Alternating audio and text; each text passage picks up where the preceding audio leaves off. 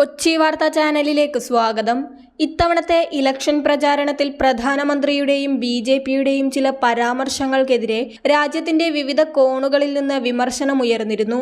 എന്നാൽ ഏറ്റവും കൂടുതൽ വിമർശനങ്ങൾ ഉയർന്നത് കാര്യമായ ഒരിടപെടലും നടത്താതെ റബ്ബർ സ്റ്റാമ്പിനെ പോലെ പെരുമാറുന്ന തിരഞ്ഞെടുപ്പ് കമ്മീഷനെതിരെയായിരുന്നു.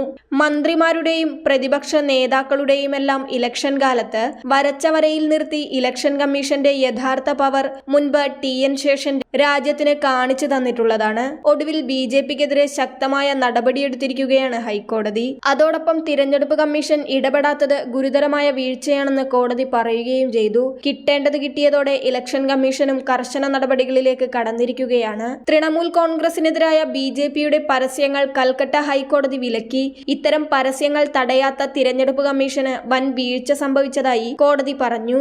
തിരഞ്ഞെടുപ്പ് കമ്മീഷൻ നടപടി സ്വീകരിക്കാത്തതിനെ തുടർന്നാണ് തൃണമൂൽ കോൺഗ്രസ് കോടതിയെ സമീപിച്ചത്. നിശബ്ദ പ്രചാരണ ദിവസങ്ങളിലാണ് തൃണമൂൽ നേതാക്കൾക്കെതിരെ വ്യക്തിപരമായ ആക്ഷേപങ്ങൾ ഉന്നയിക്കുന്നതും മതവൈരം വളർത്തുന്നതുമായ പരസ്യങ്ങൾ മാധ്യമങ്ങളിൽ പ്രസിദ്ധീകരിച്ചതെന്നും തൃണമൂൽ അഭിഭാഷകൻ ചൂണ്ടിക്കാട്ടി. തൃണമൂൽ സനാതന ധർമ്മത്തിനെതിരാണ് തുടങ്ങിയ തലക്കെട്ടുകളുമായി ഇറങ്ങിയ പരസ്യങ്ങൾ തിരഞ്ഞെടുപ്പ് പെരുമാറ്റച്ചട്ടത്തിന്റെ ലംഘനമാണെന്നും അഭിഭാഷകൻ ചൂണ്ടിക്കാട്ടി. പരാതികൾ ലഭിച്ചിട്ടും സമയത്തിന് തിരഞ്ഞെടുപ്പ് കമ്മീഷൻ ഇടപെടാത്തത് ഗുരുതരമായ വീഴ്ചയാണെന്ന് ജസ്റ്റിസ് സബ്യാസാച്ചി ഭട്ടാചാര്യ പറഞ്ഞു. എന്നാൽ മുഖ്യ തിരഞ്ഞെടുപ്പ് കമ്മീഷണർക്ക് പരാതി കൈമാറിയിട്ടുണ്ടെന്നും BJPക്ക് കാരണം കാണിക്കൽ നോട്ടീസ് നൽകിയിട്ടുണ്ടെന്നും കമ്മീഷൻ പറഞ്ഞു. തിരഞ്ഞെടുപ്പ് കഴിഞ്ഞ ശേഷം പരാതിയിൽ തീരുമാനമെടുത്തിട്ട് എന്ത് കാര്യമെന്നും കോടതി ചോദിച്ചു. പരാതിക്കാരായ തൃണമൂൽ കോൺഗ്രസിന്റെ മാത്രമല്ല സ്വതന്ത്രവും നിഷ്പക്ഷവുമായ തിരഞ്ഞെടുപ്പെന്ന പൗരന്മാരുടെയും അവകാശങ്ങളെ ലംഘിക്കുന്നതാണ് BJPയുടെ പരസ്യങ്ങളെന്നും കോടതി നിരീക്ഷിച്ചു. തിരഞ്ഞെടുപ്പ് പെരുമാറ്റച്ചട്ടത്തിനു പുറമെ പ്രസ് കൗൺസിൽ ഓഫ് ഇന്ത്യയുടെ ചട്ടങ്ങൾക്കും വിരുദ്ധമായ ഇത്തരം പരസ്യങ്ങൾ